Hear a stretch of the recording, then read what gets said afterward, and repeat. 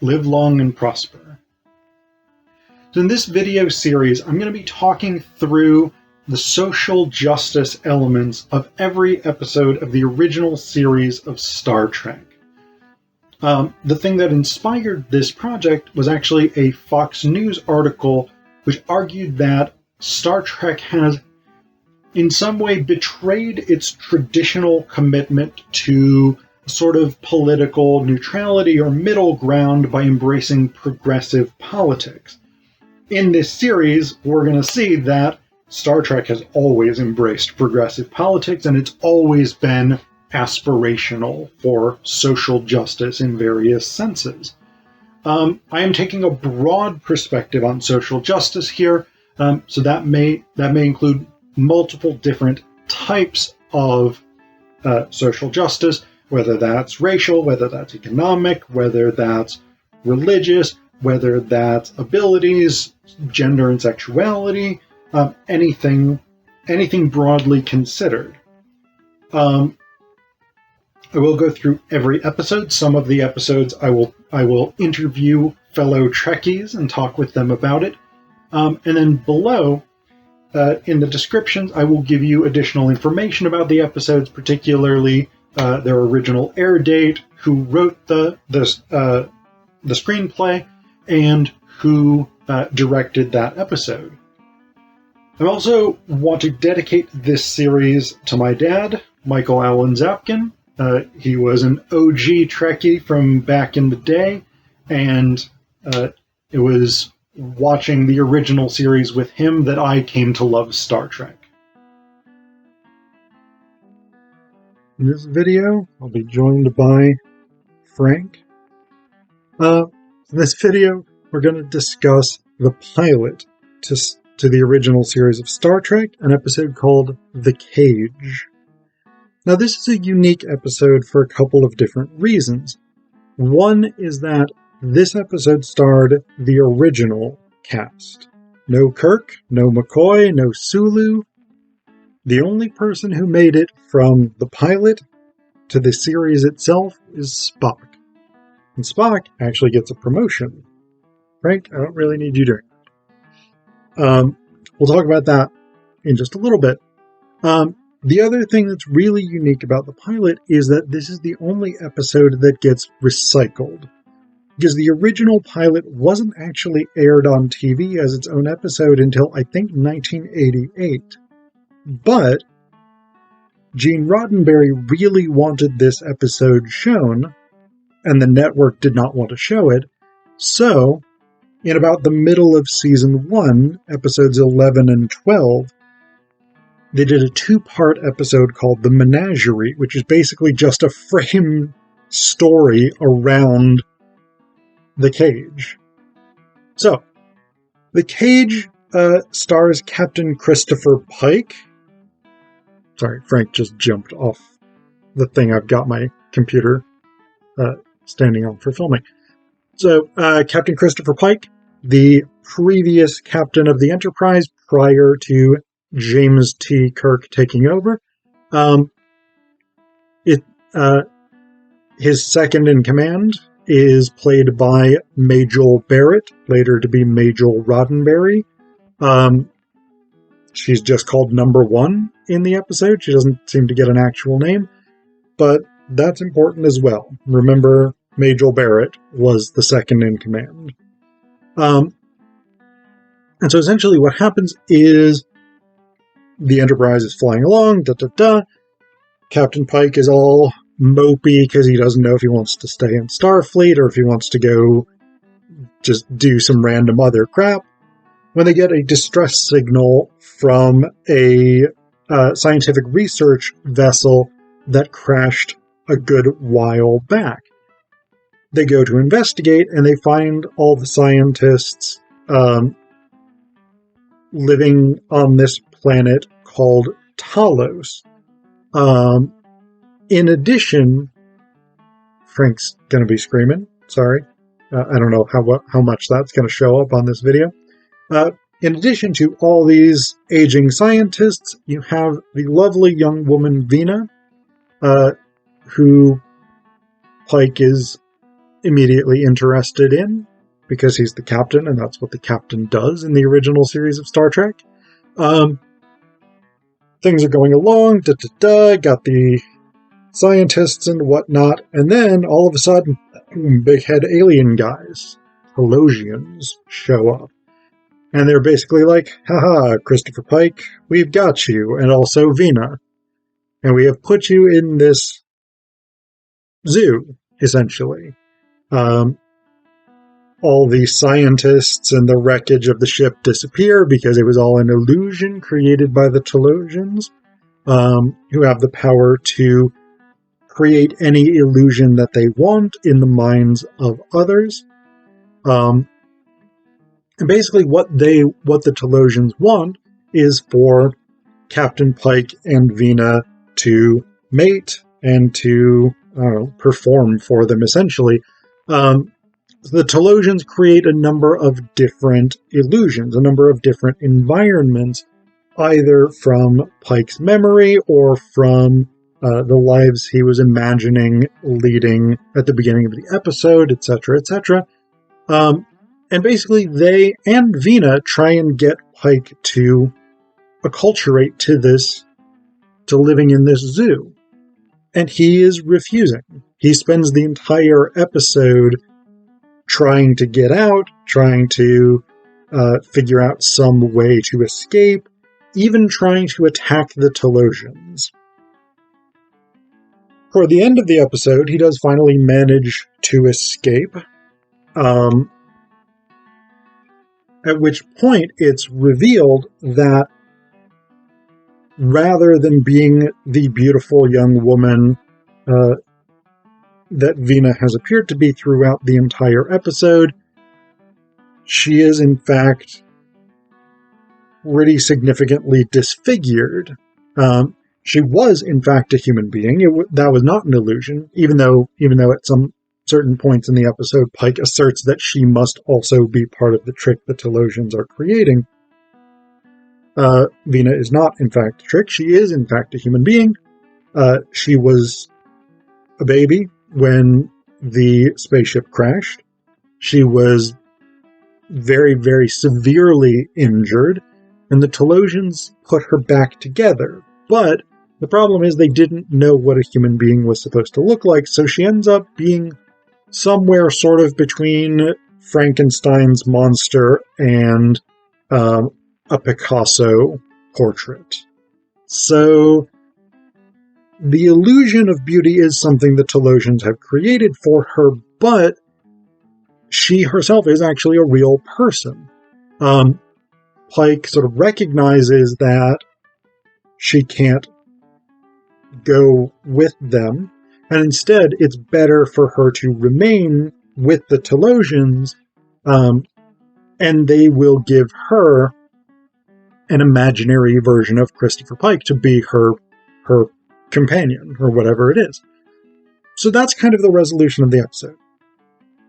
Now, there's a couple of, I think, really broad elements of social justice here.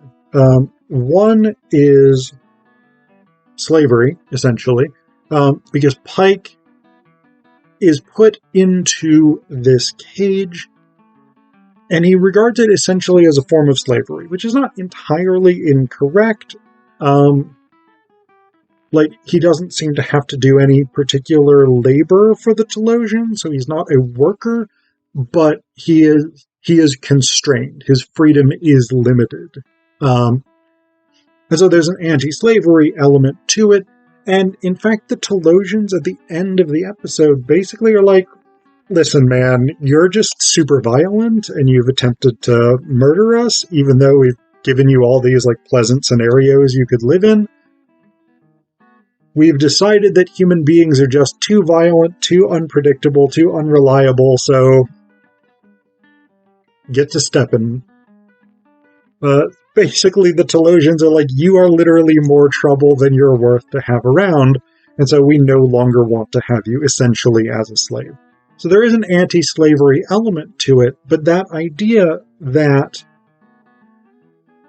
human beings are so opposed to being enslaved, that we would choose death rather than slavery, in a way is a really problematic idea, because if we assume that that is true, that real human beings or proper human beings would choose death over slavery, then what does that say about all of the people over the millennia who have not chosen death over slavery?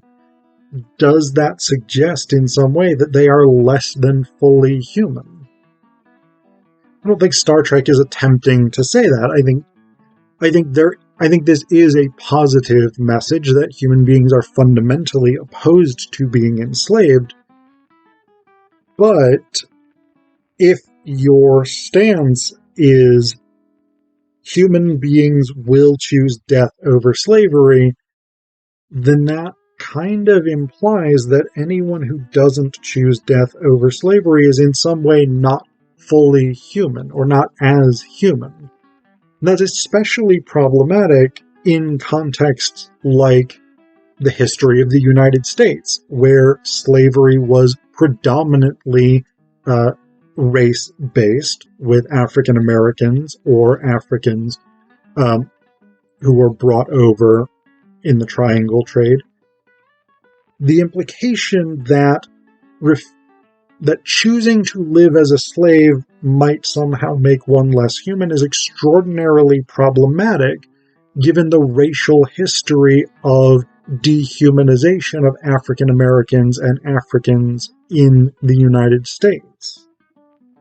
But I think there's another interesting social justice element to the cage, definitely related to that first point. But that's the question of animal rights. Because this is essentially a zoo. I mean, the Telosians have captured multiple different species of animals, male and female pairs. They are attempting to breed them. They are observing their behavior in different situations, etc., etc.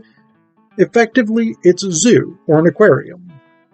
Now, I will tell you, I personally do not like zoos or aquariums. I have a huge ethical problem with caging animals for the enjoyment of people to come and watch. I do accept that a lot of zoos, not all zoos, but many zoos and many aquariums do really important conservation work, really important work teaching the public about wildlife, about conservation, about natural environments, etc., etc. I still have a huge ethical problem with the idea of, oh, come look at these caged monkeys, or iguanas, or jellyfish, or whatever it is that you're looking at. And I think this is especially significant if we start to question the arguments distinguishing human beings from animals. Now, Drew, over at the channel Genetically Modified Skeptic, has a really interesting video where he breaks down some of the arguments for distinguishing humans from animals to explain why they're not necessarily all that reliable. I'm going to put a link in the description below to that video, and probably up in the cards in the top.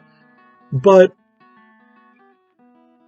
I think this episode does raise some interesting questions. Namely, if we find it unethical, or if we find it ethically problematic, Frank's back. If we find it ethically problematic that Captain Pike and Vina are put into this environment, essentially a zoo environment, if we find that ethically unacceptable, and I think the episode implies that we're supposed to, how do we then justify keeping other animals, other creatures, in zoos and aquariums? So I forgot to include this bit in the original filming of this video. But the other big social justice component in The Cage is actually outside the episode itself, and that has to do with the casting of Star Trek. I'd said toward the beginning of this video that Majel Barrett played number one, the second in command of the original crew.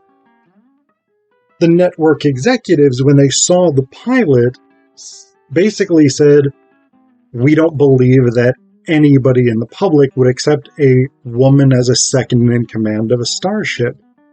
So Majel Barrett actually lost that job, despite the fact that Star Trek was, maybe not planning to from the first episode, but Star Trek would eventually become this aspirational story universe of equality across genders, across races, across religions, across nationalities, etc., etc.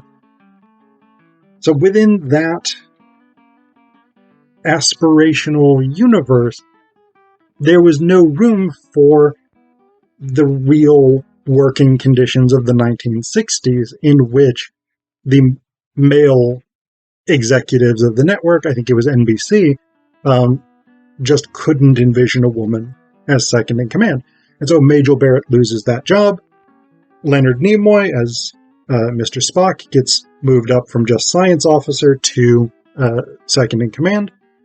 But interestingly enough, Majel Barrett, after it was decided that the character of number one would be nixed from the show itself, cut her hair, bleached it blonde, came back in and actually read for the part of Nurse Helen Chapel, who she played on the rest of the series.